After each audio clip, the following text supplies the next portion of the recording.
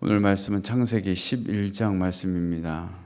1절에서 9절은 우리가 잘 아는 대로 바벨탑 사건을 기록하고 있습니다. 바벨탑 사건은 대홍수 사건을 경험한 인간이 10장 32절 말씀대로 노아로부터 자손들이 번창하자 모든 민족을 형성하게 되죠. 그러면서 또다시 하나님을 거부하면서 쌓기 시작한 것이 바로 바벨탑이다라는 것이죠. 즉 인류는 하나님의 말씀이 생육하고 번성하여 땅에 충만하라 라는 말씀과 함께 순종하는 것이 맞았다라는 것이죠.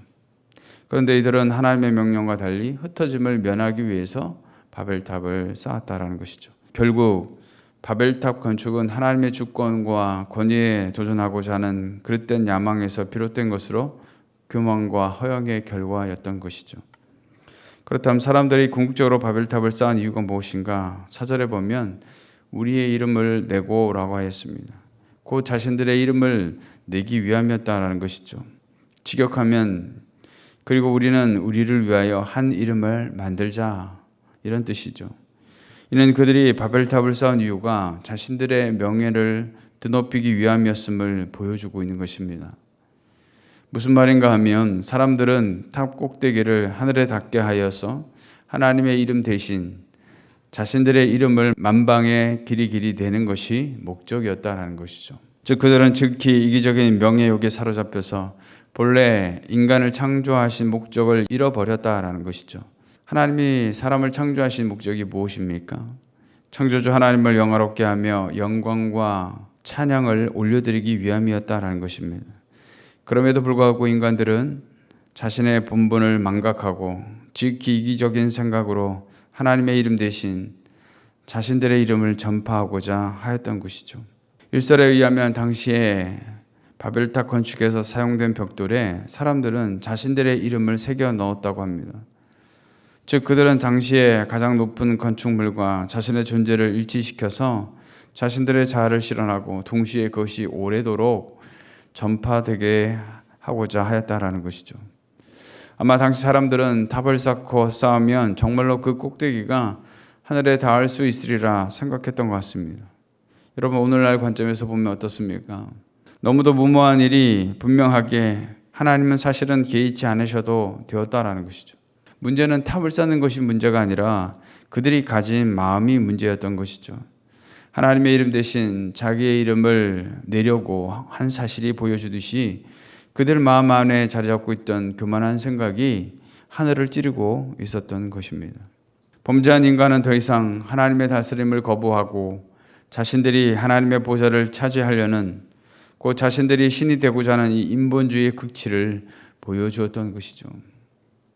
이러한 교만함은 그냥 가만히 두어도 사실은 서로 욕심 때문에 망할 수밖에 없었음에도 하나님은 그냥 방치하시지 않고 언어를 흩어 버리셨던 것이죠.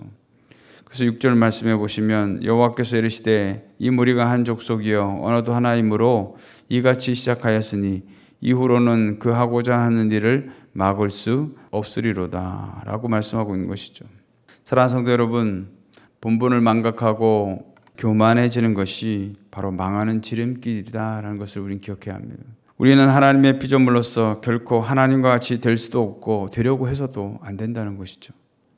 이를 우리 삶에 적용해 보면 어떻게 적용할 수가 있겠습니까? 내가 살아가면서 뭔가 내 마음대로 할 수 있다라고 생각하는 것, 내 삶의 주인이 나라고 생각하는 것, 그것이 바로 교만한 생각이다라는 것이죠. 우리가 이 땅에 오는 그 시간부터 여러분 내 마음대로 된 것이 과연 무엇이 있겠습니까?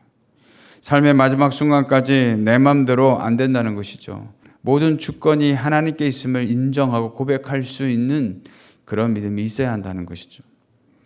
교만한 생각 하나가 하나님을 거부하게 만들고 결국에는 파멸로 가게 만들 수 있음을 기억하고 늘 주님 앞에서 겸손히 행하며 주의 뜻을 구하며 그 뜻 앞에 순종할 수 있는 저와 여러분 되시기를 주님의 이름으로 축원을 드리겠습니다.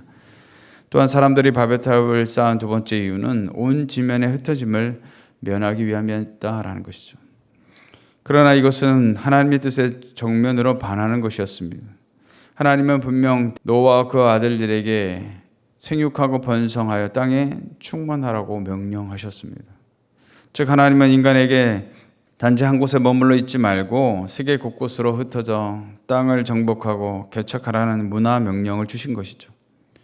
따라서 인간들은 어찌하든지 온 땅으로 흩어져 하나님께서 제공해 주신 기회를 선용하여 이 세상이 하나님의 이름과 영광이 드러나는 삶을 살아야 마땅했다라는 것이죠. 그럼에도 당시 인간들은 이러한 하나님의 기대를 저버리고 자신의 평안함과 만족만을 추구하며 하나님의 이름 대신 자신들의 이름을 드높이고 동시에 하나님의 집에서 벗어나고자 바벨탑을 쌓기 시작했던 것이죠. 한마디로 하나님의 뜻에 정면으로 역행하면서 하나님의 원하신 뜻을 자신들의 노력으로 막고자 했다라는 것이죠. 그러나 하나님은 저들의 의도대로 그냥 두지 않으셨습니다. 8절 말씀에 보면 여호와께서 거기서 그들을 온 짐에 흩으셨으므로 그들이 그 도시를 건설하기를 그쳤더라라고 말씀하고 있습니다. 결국 하나님의 뜻을 막으려는 당시 인간들의 노력은 하나님께서 그들의 언어를 혼잡게 하심으로 실패하고 말았다는 것이죠. 여러분, 한 언어로 소통하다가 사람들이 갑자기 언어가 다 달라졌다고 한번 생각해 보십시오. 당시 상황이 어떠했겠습니까? 한마디로 아비규환 그 자체였을 것입니다. 이처럼 하나님의 뜻을 막으려는 그 어떤 인간적인 시도도 결국에는 실패할 수밖에 없음을 분명히 보여주고 있는 것이죠. 그런데 이러한 결과는 어떻게 보면 또 다른 하나님의 은혜의 시작일 수가 있었다는 것이죠. 만일 하나님께서 언어를 혼잡게 하지 않았다면 어떻게 되었겠습니까? 인간 스스로 교만하여 또다시 파멸의 길로 가지 않았겠느냐라는 것이죠. 따라서 하나님은 인류의 언어를 혼잡게 하심으로 인류가 더 이상 교만에 빠지는 것을 막으셨고 그들을 멸망해서 구원하신 것이죠.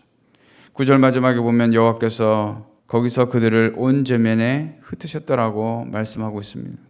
그들 스스로가 흩어지려 하지 않자 하나님은 강제 해산하신 것이죠. 사랑하는 성도 여러분, 오늘날도 많은 사람들이 여전히 자기만의 바벨탑을 쌓아가고 있습니다. 오로지 자기의 영광과 만족을 위해서 세상에서는 물질로, 명예나 권세로 또는 쾌락으로 하나님 없는 교만한 인생을 살려고 한다는 것이죠.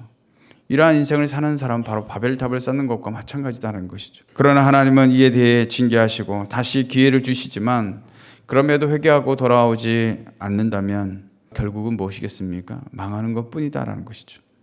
그러므로 오늘 하루도 주님 앞에서 겸손히 행하면서 나의 바벨탑이 아닌 주님의 기쁨이요 영광이 되는 삶을 살아가시는 저와 여러분 되시기를 주님의 이름으로 축원드리겠습니다.